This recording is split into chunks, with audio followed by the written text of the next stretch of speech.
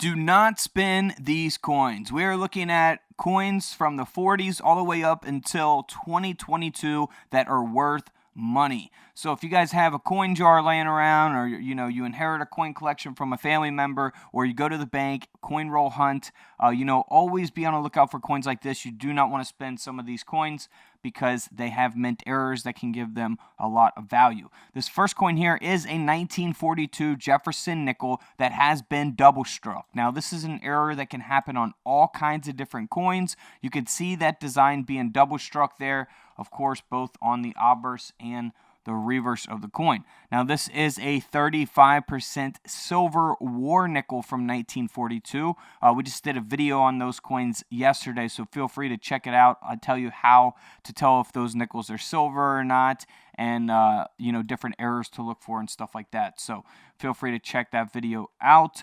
But this coin ended up selling for $336 at auction. It is graded or authenticated by NGC. Next up is a 1944 Lincoln wheat cent. Now this coin here has a die break, also referred to as a cud. Even though it's not in the best condition, the coin still sold for $63 at auction. So if it was in a high mint state grade, of course it would sell for a lot more money. But that die break there at the bottom, that extra metal on the rim, is what gives the coin really all of its value in this case, because the condition just isn't there for this one. So if it was worse condition, could have sold for less as well. So keep that in mind. Grade is important. Now here's a 1959 Lincoln cent that has a ragged clip. And you'll see that there at the bottom of the coin if we're looking at the obverse here. And then the reverse of the coin, you can see that side as well. Graded by Annex at a mint state 64. This coin ended up selling for a little over $70 at auction. Last coin was graded by PCGS, by the way, the 1944 wheat penny. All right, so let's move on here to a 1966. Getting a little more modern here as we go. 1966 Jefferson nickel. This coin here is graded by NGC at a mint state 63. It was struck onto a defective planchet. Kind of speaks for itself. You can see that clearly here in the images displayed. It's a 1966 nickel. They're very common coins, but when you find them with errors like this, it can add some value to them. That's why this coin sold for around $60 at auction. Moving along to a 1967 Lincoln cent. Now this coin here has been double struck. It's not as noticeable as a lot of double strikes that we typically look at that are very obvious. You can see this one really on the lettering of the coin. You can see it there on the back of Lincoln's head. Here on the reverse, you can really see it on the lettering of the coin, United States of America there. So it is noticeable if you inspect your coins very closely, but this is something that could easily get passed up. Someone definitely probably found this, from the bank or in pocket change. Coin roll hunting. This coin ended up selling for $73 at auction, graded by NGC. Next up is a 1974 Jefferson nickel where the obverse has a misaligned die. Obviously, we can see that there around the rim of the coin.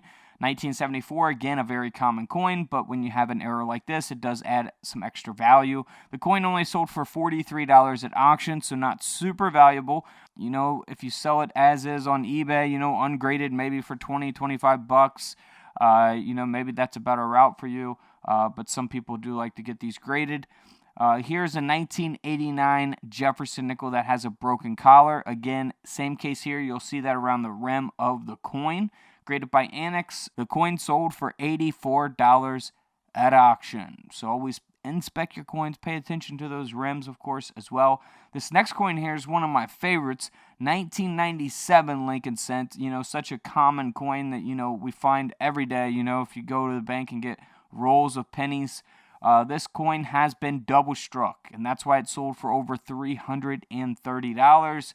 Of course, we can see that double strike very noticeable. You'll see the reverse design flipped over here on the obverse, and you'll see that same thing, the outline of Lincoln's head there on the reverse, and that obverse design there, a whole obverse design there on the reverse of this penny. So very nice coin to find, man. I would love to come across a 1997 like that one. I would definitely keep it in the personal collection. I don't think I would be able to sell something like that. That's one of my favorite type of mint errors is a double strike. And then we have the 2022 Washington quarter, Sally Ride quarter. Now, this quarter has a strike through here on the obverse of the coin. It's a little bit blurry, but you can see it there on Washington's hair and ponytail there, going on the left side of the coin behind his neck, right?